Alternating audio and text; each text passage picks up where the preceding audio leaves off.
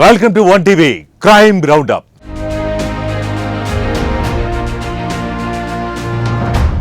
మానవ సంబంధాలు రోజు రోజుకు దిగజారుతున్నాయి. నాగరికత పెరిగే కొద్దీ సాంకేతికంగా అభివృద్ధి చెందుతున్న మానవతా విలువల విషయంలో దిగజారుతున్నారు.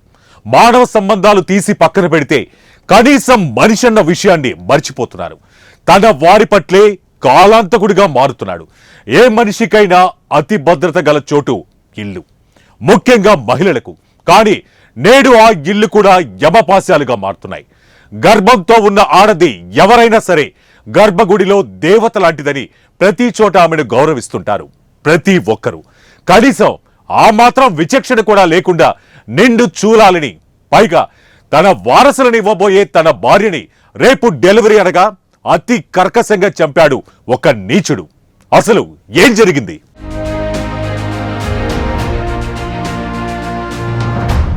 అది విశాఖపట్నం మధురవాడ. నిండు గర్భిణి అనుష. ఆమెను అతి కర్కశంగా చంపాడు ప్రేమించి పెళ్లి చేసుకున్న ఆమె భర్త జ్ఞానేశ్వర్. ఇది ఇప్పుడు తెలుగు రాష్ట్రాల్లో సంచలనంగా మారింది. ఈ హత్య కేసులో రోజుకో కొత్త విషయం వెలుగులోకి వస్తోంది. అనుషని చంపేందుకు జ్ఞానేశ్వర్ గతంలో కూడా చాలా వేషాలు వేశాడని తెలుస్తోంది. ఆమెను చంపేందుకు ఎన్ని కుట్రలు పన్నాడో ఒక్కొక్కటిగా బయటకు వస్తున్నాయి. ఎప్పుడు కూడా అసలు అనుషను జ్ఞానేశ్వర్ చంపిన విషయం కూడా బయటకు వచ్చుండేది కాదు. అంత బాగా నాటకమాడి రక్తి కట్టించాడు. కానీ అనుష స్నేహితురాలి తల్లికి అనుమానం వచ్చింది. ఆఖరికి ఆమె అనుమానమే నిజమైంది. అసలేం జరిగింది తెలుసుకోవాలంటే వాచ్ ది స్టోరీ.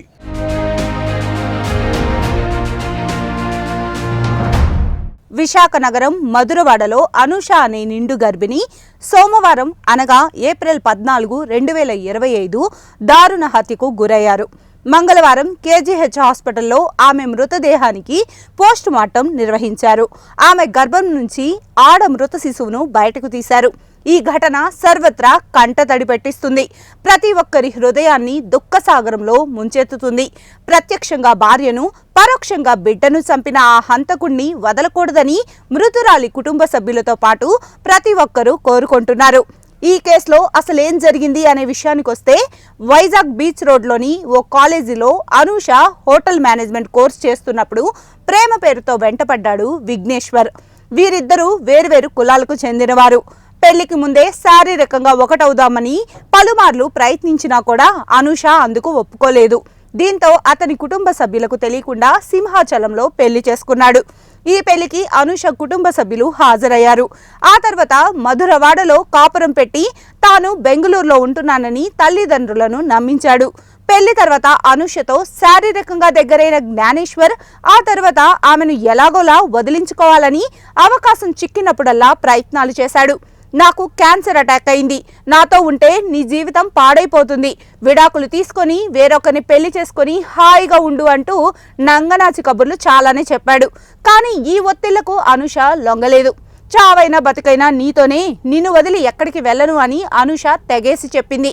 పెళ్ళై 2 ఏళ్లు గడిచినా ఇంట్లో 2 మంచాలు, వంట సామాన్లు తప్ప మరే సౌకర్యాలు కల్పించకుండా కాలం గడిపాడు జ్ఞానేశ్వర్. ఆమెతో కలిసి ఫోటోలు దిగితే ఫ్రెండ్స్ ద్వారా బయటకు వెళ్లిపోతాయని ఎప్పటికప్పుడు జాగ్రత్త పడుతూ వచ్చాడు. గర్భిణిగా ఉన్న ఆమె ఓసారి ఫాలూదా తాగాలని ఉందని అడిగితే తీసుకొచ్చి దాంట్లో నిద్ర మాత్రలు కలిపిచ్చాడు. అవి తాగే సమయంలో గ్లాస్లో కరక్కుండా ఉన్న ఓ మాత్రను ఆమె గుర్తించి ఏమిటని అడగడంతో తనకు తెలియదని బుకాయించాడు. మొత్తానికి ఆమెను వదిలించుకోవాలనే ప్రయత్నాలైతే ఆపలేదు. ఎన్ని ప్రయత్నాలు చేసినా అనూష వదలడం లేదు. నీతోనే జీవితం అని తెగేసి చెప్పింది. దాంతో వారిద్దరి మధ్య తరచుగా గొడవలవుతూ వచ్చేవి. ఇక ఈ క్రమంలోనే హాస్పిటల్కు వెళ్ళగా ప్రసూతికి అడ్మిట్ చేయాలని డాక్టర్ తెలిపారు. కానీ ఆదివారం అని రేపు అడ్మిట్ చేస్తానని చెప్పి భార్యను ఇంటికి తీసుకెళ్లిన విఘ్నేశ్వర్ ఆ రాత్రి సోమవారం తెల్లవారుజాముగా ఆమెను గొంతు నిలిమి చంపేశాడు.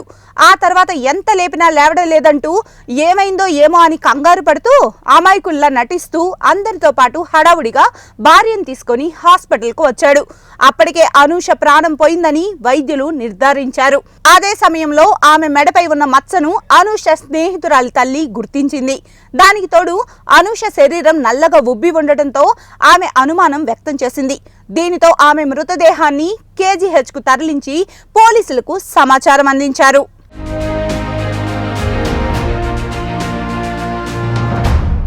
ఇక రంగంలోకి దిగిన పోలీసులు తమదైన శైలిలో విచారణ చేయగా జ్ఞానేశ్వర్ ఘాతుకం బయటపడింది. ఆమెను హత్య చేసినట్లు అంగీకరించాడు. పైగా ఆమె నిండు గర్భిణి అవడంతో పెద్దగా ఎదురు ప్రతిస్పందన లేకపోయింది. నేను గొంతు నిలిపేటప్పుడు ఆమె నిండు గర్భం కారణంగా నన్ను ఎదుర్కొనే బలం లేక మెదలకుండా ఉంది. తేలికగా చంపగలిగానంటూ అతడు చెప్పిన మాటలు వింటుంటే ప్రతి ఒక్కరికి రక్తం మరుగుతోంది. శారీరక సుఖాల కోసం కాదు పెళ్లిళ్లు. ఇలాంటి కుంచిత మనస్తత్వం ఉన్న ఎందరో నీచుల వల్లే నేటి సమాజం వివాహ వ్యవస్థపై నమ్మకాలు తగ్గాయి. కేవలం శారీరక మోజు కోసం పెళ్లి అనే ఉచ్చులో దించి క్షణం గడిచాక వదిలించుకోవాలి, లేదంటే హత్య చేయాలి అనుకోవటానికి ఇదే సినిమా కాదు, జీవితం. పాపం అనూష తనకు నిద్ర మాత్రలప్పుడు మరో సందర్భంలోనో అనుమానం వచ్చినప్పుడు తాను తప్పుకొని తన జీవితాన్ని కాపాడుకోవాల్సి వచ్చింది. పిచ్చి ప్రేమే గుడ్డిగా ఉండేలా చేసిందో, భర్తను వదిలితే సమాజం ఏమనుకుంటుందో అనుకుందో, ఏదేమైనా ప్రాణం కోల్పోయింది. అలాంటి అనూషలు అందరూ ఒకటి గుర్తుంచుకోండి, బతుకు మీది, భవిత మీది. సమాజం గురించి పట్టించుకోకుంటే రైట్ అనేవాళ్ళు ఉంటారు, రాంగ్ అనేవాళ్ళు ఉంటారు. కానీ మీకేది కరెక్టో అది చేయండి. భర్త తిట్టినా, కొట్టినా, చంపినా పడి ఉండాలి అనేది నేటి సమాజంలో కరెక్ట్ కాదు. భార్య సీతలా ఉండాల్సింది భర్త రాముడిలా ఉన్నప్పుడే. అంతేకాని అలా రాక్షసుడిలా ఉన్నప్పుడు ఆడది ఉండాల్సింది ఆదిశక్తిగా, అపర కాళిగా. గుర్తుపెట్టుకోండి, జీవితంలో ఏది కోల్పోయినా తిరిగి వస్తుంది, కానీ ప్రాణం ఒక్కటి తప్ప. ఇక జ్ఞానేశ్వర్ చేసిన ఈ నేరానికి శిక్ష తప్పదు. చట్టం తన పని తాను చేసుకుపోతుంది.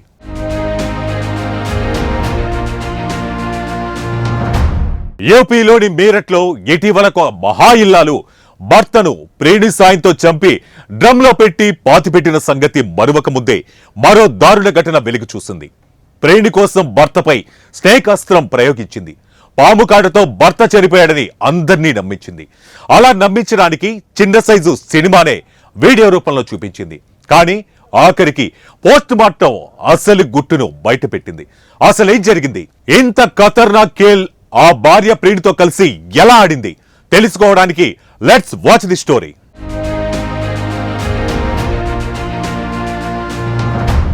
అమిత్, రవిత భార్యాభర్తలు మీరట్లోని బైన్సుమా పోలీస్ స్టేషన్ పరిధిలోని అక్బర్పూర్ సాదత్ గ్రామంలో నివాసం ఉంటున్నారు. ఇటీవల తాజాగా అమిత్ పాము కాటుతో చనిపోయినట్లుగా వీడియోస్ వైరల్ అయ్యాయి. ఆ బాధితుడిని హాస్పిటల్కు తరలించగా అతను చనిపోయినట్లుగా వైద్యులు నిర్ధారించారు. ఆపై డాక్టర్స్ పోలీసులకు ఇన్ఫర్మేషన్ ఇచ్చి పోస్ట్ మార్టంకు డెడ్ బాడీని తరలించారు. ఆ రిపోర్ట్లో పాము కాటు వల్ల అతను మరణించలేదని, గొంతు నులిమి చంపినట్లుగా తేలింది. దీంతో పోలీసులు రవితను అదుపులోకి తీసుకోగా అసలు నిజాలన్నీ బయటపడ్డాయి. విచారణలో పోలీసులు తెలిపిన దాని ప్రకారం అమర్జిత్ అనే యువకునితో రవిత సుమారు 7 ఏళ్ల నుంచి వివాహేతర సంబంధం నడుపుతోంది. ఈ వ్యవహారం ఆమె భర్త అమిత్ కు తెలిసి అమిత్ గొడవ పడ్డాడు. అలా ఆ దంపతుల మధ్య తరచుగా గొడవలు జరుగుతూ ఉన్నాయి. ఈ క్రమంలో అతన్ని చంపేయాలని, తమ అడ్డు తొలగించుకోవాలని రవిత, అమర్జిత్లు కుట్ర పన్నారు. అయితే ఆ హత్య తమ చేతికి అంటకూడదని పక్కా స్కెచ్ వేశారు.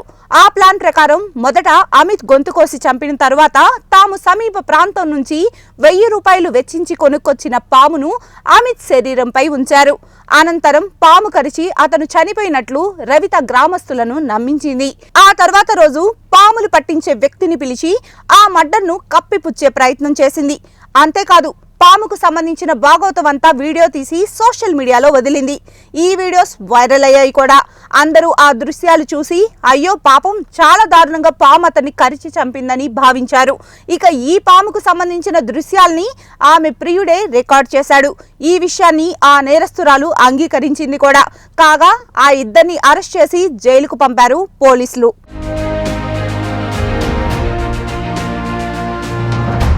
ఒక మగాడి క్షేమాన్ని మరో తల్లిలా కోరేది భార్యనే. అటువంటి భార్యే మగని చావు కోరితే అక్రమ సంబంధాల మోజు జీవిత భాగస్వాముల హత్యల వరకు తీసుకువెళ్తున్నాయంటే అసలు ఎటిపోతుంది మానవతా విలువలు? భార్యను చంపుతున్న భర్త, భర్తను చంపుతున్న భార్య, ఇవే నిత్యం ఎక్కడో ఒక చోట హెడ్లైన్స్ అవుతున్నాయి. ఇలాంటి కొందరి వల్ల పవిత్ర వివాహ బంధం మసిబారుతోంది. వివాహం అంటే కాలయముల చేతికి జీవితం అప్పగించడమే అనే భావన యువత ఏర్పరచుకుంటుంది. ఆ ప్రభావం ప్రపంచమంతా వేణోళ్ల పొగిడే మన భారతీయ వివాహ వ్యవస్థపై పడుతుంది. దంపతులను విడిపొమ్మని ఎవరూ చెప్పరు. కానీ కలిసి ఉండలేని పరిస్థితి వస్తే హత్యల వరకు వెళ్లొద్దు. న్యాయపరంగా విడిపోయి మీ జీవితాలు మీకు నచ్చినట్టు ఉండండి. అంతేకాని మరొకరి జీవితాన్ని చిదిమేయొద్దు. ఈ కేసులో హంతకులు దొరికారు. ఇక చట్టం తన పని తాను చేసుకుంటూ పోతుంది. ఆ హంతకుల నేరానికి తగిన శిక్ష పడుతుంది. ఎంతటి నేరస్తుడైనా చట్టం నుంచి తప్పించుకోలేరు. So criminals, take care and be care.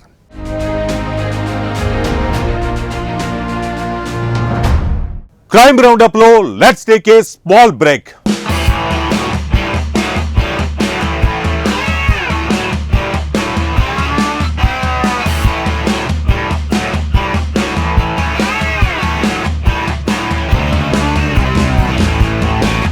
మీరు బిజినెస్ ప్రమోషన్ కోసం చూస్తున్నారా? మీ బిజినెస్ ప్రమోషన్ ఎలా చేస్తే బాగుంటుందని ఆలోచిస్తున్నారా? అసలు ప్రమోషన్స్ ఏ విధంగా చేయవచ్చో, ఎన్ని రకాలుగా చేయవచ్చో మీకు తెలుసా? అతి తక్కువ ఖర్చుకే ప్రమోషన్ చేయడానికి మేము రెడీ. సరికొత్త ఐడియాస్ తో మీ బిజినెస్ ప్రమోషన్స్ చేసే బాధ్యత మాది. అయితే లేట్ చేయకుండా మమ్మల్ని సంప్రదించండి. అయితే ఇంకెందుకు ఆలస్యం, వెంటనే మమ్మల్ని సంప్రదించండి. మా టెలిఫోన్ నెంబర్ 9361845550, 04029354444.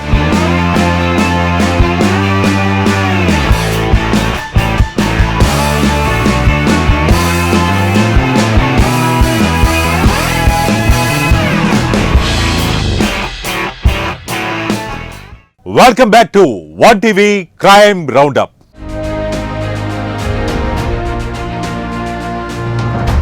కట్టుకున్న భార్యను కాపాడాల్సిన భర్తే క్షణికావేశంలో భార్యను అతి దారుణంగా పొడిచి చంపాడు. ఆపై 10 ముక్కలుగా నరికాడు. అంతేకాదు, ఆమె మృతదేహాన్ని సూట్ కేసులో కుక్కి ఆపై తాను ఆత్మహత్యాయత్నం చేశాడు. కానీ తన ఆత్మహత్యాయత్నం బెడిసికొట్టి కటకటాల పాలయ్యాడు. ఈ దారుణానికి ఒడిగట్టింది ఒక బెంగళూరు టెక్కి. విద్యావంతుడైన విచక్షణ మరిచిన ఆ నేరస్తుని ఘాతుకం గురించి ఈ క్రైమ్ కథనంలో.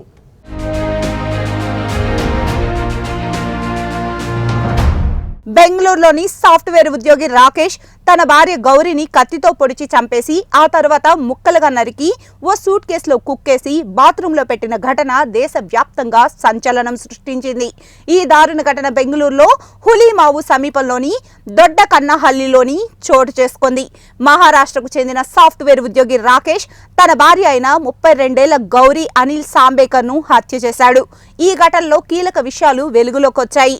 రాకేష్, గౌరీ ఇద్దరు ఉద్యోగాలు చేస్తూ గతంలో మహారాష్ట్రలో నివసించేవారు. అయితే రాకేష్ ఉద్యోగరీత్యా వాళ్ళు బెంగళూరుకు షిఫ్ట్ అయ్యారు. దీంతో గౌరీ ఉద్యోగం మానేసేసి ఇంట్లో ఉంటూ బెంగళూరులో ఉద్యోగ ప్రయత్నాలు చేస్తోంది.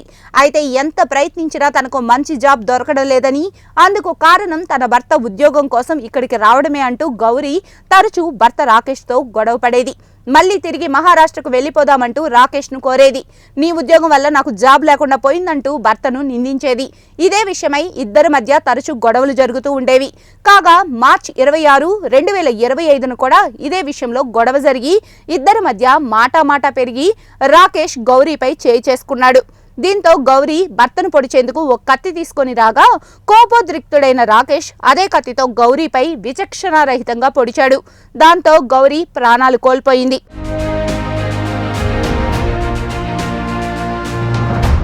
ఆ తర్వాత ఏం చేయాలో తెలియక రాకేష్ ఆమె మృతదేహాన్ని ముక్కలుగా నరికి ఓ సూట్ కేసులో పెట్టాడు.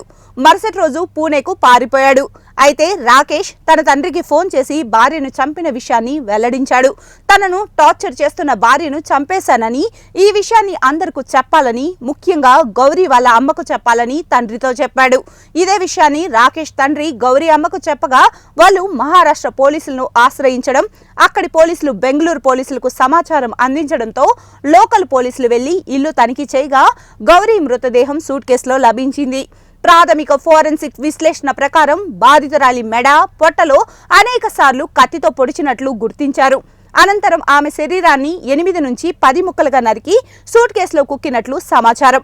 ఇక నేరం చేసిన తర్వాత రాకేష్ బెంగళూరు నుంచి పారిపోవడంతో అతని కాల్ డేటా రికార్డులు డిజిటల్ నిఘా ద్వారా పూణేలో ఉన్నట్లు గుర్తించారు పోలీసులు. అయితే అక్కడ అతను మార్చి 27న కొద్ది మొత్తంలో ఫినాయిల్ బొద్దింకల మందు తాగి ఆత్మహత్యకు ప్రయత్నించాడు.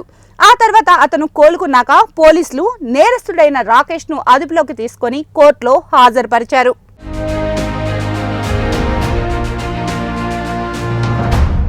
నా భార్య నా మాట వినలేదు, నన్ను నా తల్లిదండ్రులను అవమానిస్తూ నానా మాటలనేది, అందుకే చంపేశాను. నేరస్తుడైన రాకేష్ అన్న మాటలు ఇవి. అరే, ఆమె మాటలే అన్నది, మరి నువ్వు క్రూరంగా చంపేశావు. ఇప్పుడు నిన్నేమనాలి? ఏదో ఒక సాగుతో హత్య చేయటాన్ని ఎవరూ సమర్థించరు. నిజమే, ఒకవేళ అతని భార్య మాటలతో వేధిస్తుంది నిజమే అయితే అతను చేయాల్సింది న్యాయపరంగా కోర్టును ఆశ్రయించి విడాకులు తీసుకోవటం. అంత చట్టపరమైన అవగాహన లేకుంటే పెద్దలతో చర్చించి విడిపోవటం. అది అవ్వకుంటే ఆఖరి ఆప్షన్ తన బతుకు తాను ఎటోకటు వెళ్లి బతకడం. అంతేకాని చట్టాన్ని తన చేతుల్లోకి తీసుకొని భార్యని చంపడం కాదు. ఎంతటి నేరస్తుడైనా సరే చట్టం నుంచి తప్పించుకోలేరు. So criminals, be care and take care.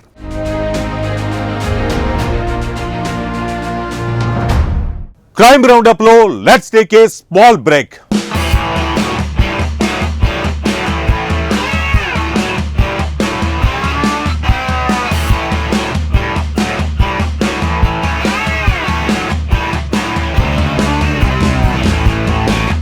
మీరు బిజినెస్ ప్రమోషన్ కోసం చూస్తున్నారా? మీ బిజినెస్ ప్రమోషన్ ఎలా చేస్తే బాగుంటుందని ఆలోచిస్తున్నారా? అసలు ప్రమోషన్స్ ఏ విధంగా చేయవచ్చో, ఎన్ని రకాలుగా చేయవచ్చో మీకు తెలుసా? అతి తక్కువ ఖర్చుకే ప్రమోషన్ చేయడానికి మేము రెడీ. సరికొత్త ఐడియాస్ తో మీ బిజినెస్ ప్రమోషన్స్ చేసే బాధ్యత మాది. అయితే లేట్ చేయకుండా మమ్మల్ని సంప్రదించండి. అయితే ఇంకెందుకు ఆలస్యం, వెంటనే మమ్మల్ని సంప్రదించండి.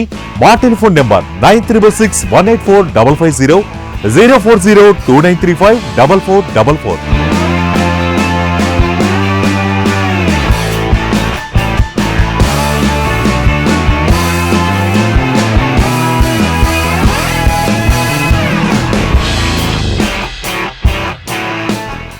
Welcome back to one TV crime round up.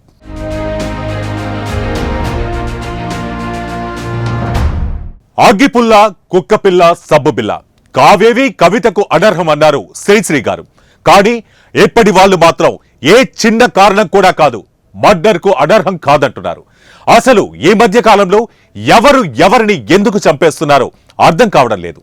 తన మన అనే భేదాలు లేకుండా డబ్బు, వివాహేతర సంబంధాలు, చిన్న చిన్న తగాదాల కోసం ఎంతకైనా తెగిస్తున్నారు. హత్యల వరకు దారితీస్తున్నారు.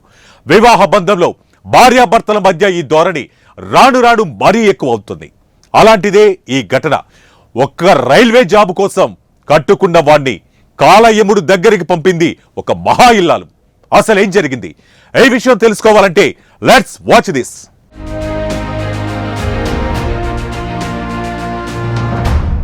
ప్రేమ కోసం, ప్రేమించిన వాళ్ళ కోసం ప్రాణాలు తీయడమో, ప్రాణాలు తీసుకోవడమో చేసే వాళ్ళను మనం చాలానే చూసాం. కానీ ఉద్యోగం కోసం ప్రేమించి పెళ్లి చేసుకున్న వాడి ప్రాణాల్ని తీసేసిందో మహిళ. ఈ కేసు వివరాల్లోకి వెళ్తే ఉత్తరప్రదేశ్ బిజ్నోర్ జిల్లా ముక్రందపూర్ గ్రామానికి చెందిన 29 ఏళ్ల దీపక్ కుమార్ ముందుగా సిఆర్పిఎఫ్ జవాన్గా పనిచేశాడు. అయితే ఇతడికి 2023 మార్చిలో రైల్వేలో ఉద్యోగం వచ్చింది. ప్రస్తుతం అందులోనే టెక్నీషియన్గా పనిచేస్తున్నాడు. అయితే దీపక్ ఉద్యోగం చేయడానికి కొన్నేళ్ల ముందు నుంచే అదే ప్రాంతానికి చెందిన 27 ఏళ్ల శివానీని ప్రేమించాడు. ఉద్యోగం వచ్చాక ఇరు కుటుంబాలకు ఈ విషయం తెలుపుగా వారు కూడా పెళ్లికి అంగీకరించారు. ఇలా వీరిద్దరూ 2023 జూన్ 17వ తేదీన పెళ్లి చేసుకున్నారు. దీపక్ ఇంట్లోనే కాపురం పెట్టారు.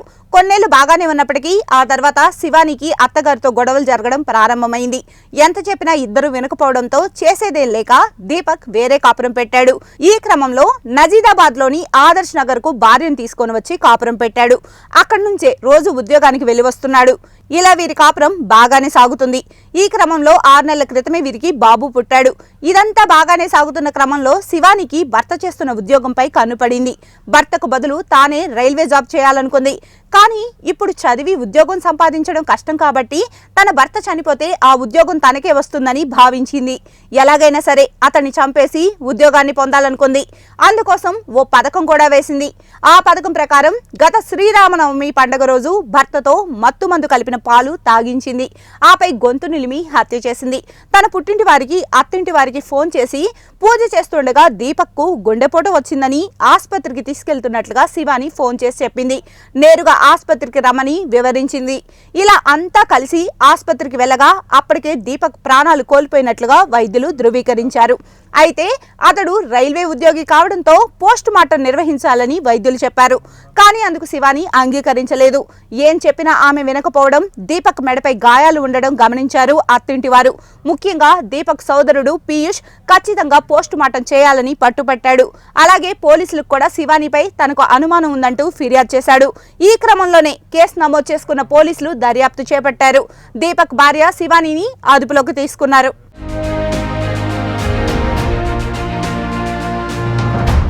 పిచ్చి పలు రకాలంటారు. పిచ్చే పట్టిందో మరేదైనా లోగుట్టే ఉందో, అయినా ఉద్యోగం చేయాలని ఉంటే అది కాకుంటే ఇంకొకటి, పని చేయాలని కాంక్ష ఉంటే ఏదో ఒక అవకాశం వస్తుంది, ఏదో ఒక జాబ్ చేసుకోవచ్చు. అంతేకాని ఇలా భర్త చచ్చిపోతే వచ్చే ఉద్యోగం కోసం అతన్ని చంపడం నేరం, క్షమించరాని నేరం. అమ్మా మహాతల్లి శివాని, నీ భర్త చచ్చిపోతే నీకు ఉద్యోగం వస్తుంది. నీ భర్తను చంపితే నువ్వు హంతకురాలివయ్యి జైలుకు వెళ్ళడం చిప్ప నీ చేతికి వస్తుంది. ఇంత చిన్న లాజిక్ ఎలా మిస్ అయ్యావు తల్లి? ఏ వ్యక్తి చేసే నేరమైనా నివురు గప్పిన నిప్పులా ఉంటుంది. జ్వాలలు ఆ నిప్పు ఎగసినట్టు నిజం ఖచ్చితంగా బయటకు వస్తుంది. మీ నేరానికి తగిన శిక్ష పడుతుంది.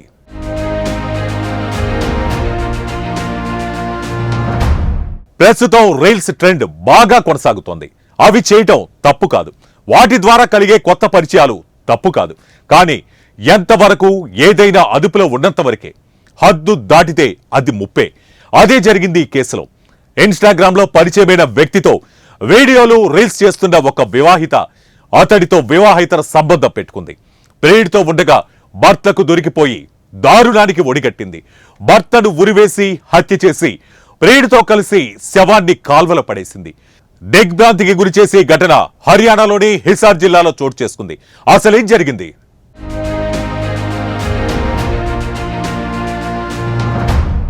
హర్యానాలోని హిసార్ జిల్లాలో ప్రేమనగర్కు చెందిన ప్రవీణ్, రవీనా అనే దంపతులు నివాసం ఉంటున్నారు. వీరికి 6 ఏళ్ల బాబు కూడా ఉన్నాడు. కాగా రవీనాకు సురేష్ అనే యువకుడు ఇన్స్టాగ్రామ్ లో పరిచయం అయ్యాడు. ఈ పరిచయంతో ఇద్దరు షార్ట్ వీడియోలు తీయడం మొదలుపెట్టారు. దీనికి భర్త ప్రవీణ్, అతడి కుటుంబ సభ్యులు అభ్యంతరం చెప్పారు. అయినా సరే గత ఏడాదిన్నర నుంచి వీడియోలు చేస్తూ సోషల్ మీడియాలో పెడుతున్నారు. డాన్స్, రీల్స్ ద్వారా రవీనాకు ఇన్స్టాగ్రామ్ లో 34,000 మందికి పైగా ఫాలోవర్లు వచ్చారు.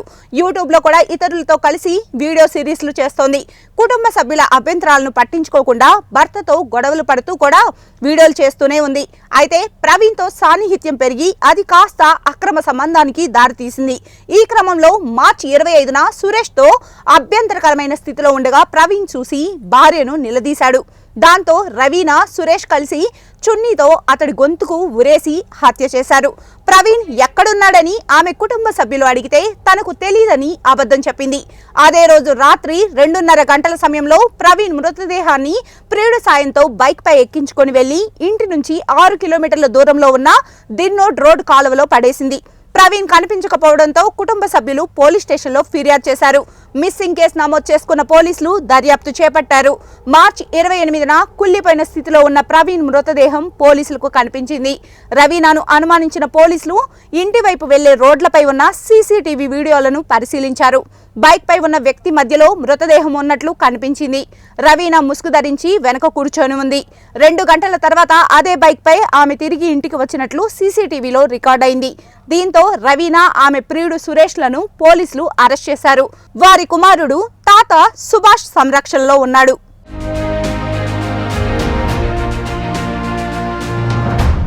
రవీనా దగ్గర 2 ఆప్షన్స్ ఉన్నాయి. తన కుటుంబం కోసం వాళ్ళకి నచ్చినట్టు బతుకుతూ చాలా మంది మహిళల్లాగే తన ఇష్టాలు వదిలి కుటుంబం కోసం నైతికంగా బతకడం, లేదా తప్పో ఒప్పో తనకు నచ్చిన పని తాను చేసుకోవటానికి చట్టపరంగా విడిపోయి తన ఇష్టానుసారం జీవించడం. కానీ రవీనా మూడవ ఆప్షన్ ఎంచుకుంది. నైతికంగాను చట్టపరంగాను ఎవరూ ఆమోదించలేని మార్గాన్ని ఎంచుకుంది. ఆఖరికి కటకటాల పాలైంది.